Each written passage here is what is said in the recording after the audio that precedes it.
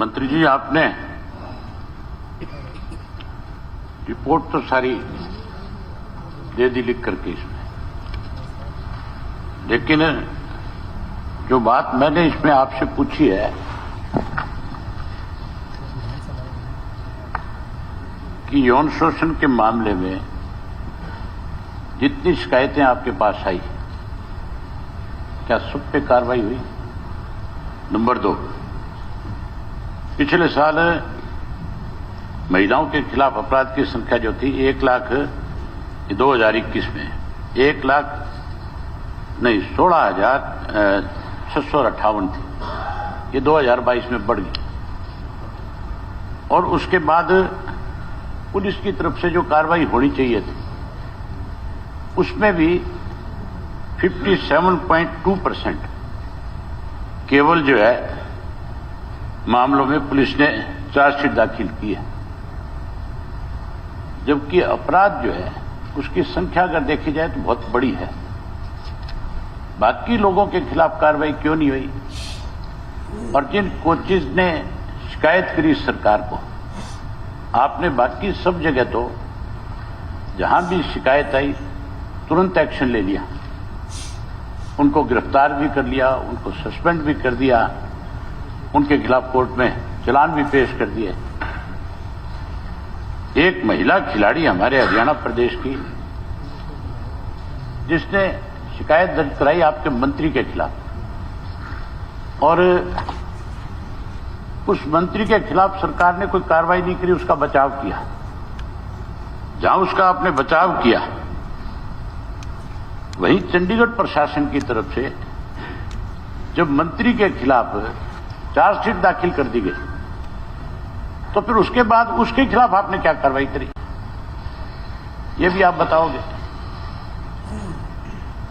और बाकियों के खिलाफ अगर कार्रवाई करी है तो फिर जिस मंत्री की चार्जशीट होगी उसके खिलाफ आपने कार्रवाई क्यों नहीं करी, उसका कारण भी बता दो।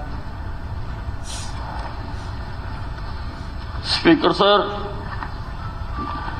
खिलाड़ियों के खिलाफ शोषण के केवल 24 केस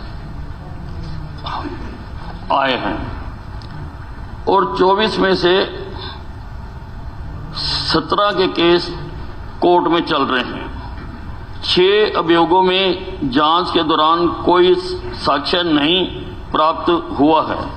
4 अभियोगों में अभियुक्त के विरुद्ध आरोप साबित नहीं होने के कारण उनको छोड़ दिया गया। और जहां तक आपने माननीय मंत्री संदीप सिंह जी के मामले में बताया, इनके केस की जुरिडिक्शन चंडीगढ़ की पड़ती है, चंडीगढ़ में उसका केस दर्ज हुआ। हमारे पास भी जो शिकायत आई उसमें ममता सिंह की अध्यक्षता में एक कमेटी बनाई गई थी, उसकी जो भी रिपोर्ट थी वो भी चंडीगढ़ प्रशासन को दे दी गई है। अब चंडीगढ़ प्रशासन ने मामला कोर्ट में डाल दिया है, तो मैटर इज सब्जुडिस मैटर के ऊपर मैं और अधिक बात नहीं कहना चाहता हूं। स्पीकर महोदय, मंत्री जी ने यह कह दिया कि चंडीगढ़ से जुड़ा हुआ मामला है।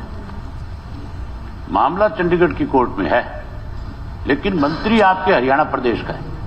शिकायतकर्ता कोच जो है वो आपके हरियाणा प्रदेश की है, वो बाहर की नहीं है। मामला हरियाणा से भी जुड़ा हुआ है। ममता सिंह की जो रिपोर्ट है, आपने कहा कि हमने चंडीगढ़ प्रशासन को दे दी, आपने उसको सार्वजनिक क्यों नहीं किया? आपने उस रिपोर्ट को इस बाकियों के बारे में लिख करके दे रखा है, इसमें भी लिख करके दे देते। मैंने तो पर्टिकुलर उस कोच के बारे में लिखा है, जिस कोच को आप प्रोटेक्शन देने की बजाय आपने उसको सस्पेंड कर दिया। बारी बारी उसके ऊपर यह दबाव बनाया गया कि किसी तरीके से वो केस को वापस ले ले।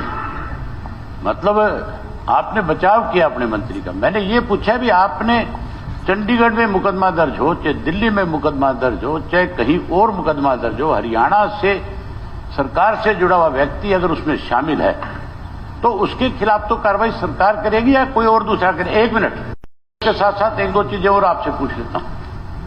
अगर मिनिस्टर इस मामले में इन्वॉल्व है और अगर किसी कोच के साथ इस तरह से हो रहा है अगर खिलाड़ियों के साथ हो रहा है, कोच के खिलाफ कार्रवाई नहीं होती, तो फिर आप ये मान के चलो जो हरियाणा प्रदेश देश के अंदर सबसे ज्यादा मेडल जीतने का काम करता है, हमारी बेटियां सबसे ज्यादा मेडल लेकर के आती हैं।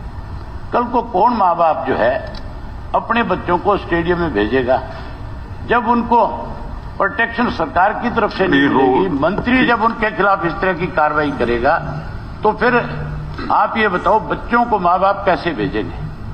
कैसे बच्चे जो हैं स्पीकर साहब में खेलने जाएंगे? कहीं किसी का कोई बचाव नहीं किया गया है, मामला कोर्ट में है, कोर्ट का जो निर्णय आएगा उसके मुताबिक ही कार्रवाई की जाएगी। और जब तक मामला कोर्ट में है तो आप भी जानते हो कि इस मामले को हम यहाँ डिस्कस नहीं कर सकते।